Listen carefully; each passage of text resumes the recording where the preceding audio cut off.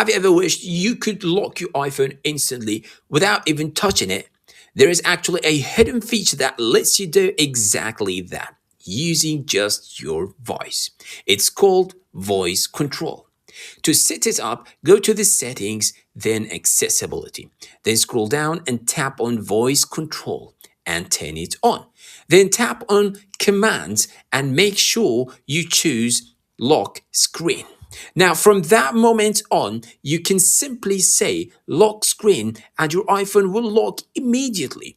This can be super useful in certain situations, like if someone suddenly grabs your iPhone or if your hands are busy and you can't press the power button. But here is what most people don't tell you. When voice control is enabled, your iPhone is always listening for commands.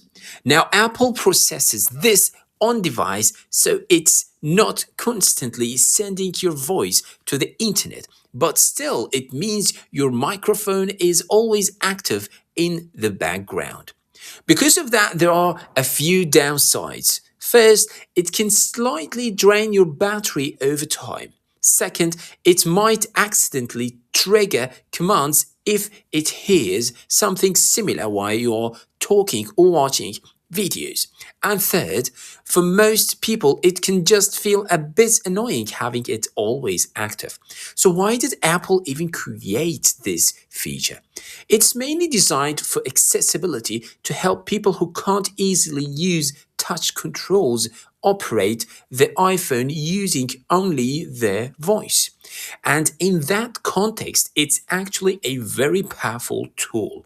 But for everyday users, it's not something you need to keep on all the time. My recommendation, turn it on only when you really need it, like in specific situations, and keep it off the rest of the time. That way, you get the benefit without the downsides. And if you want more useful iPhone tips like this, don't forget to follow.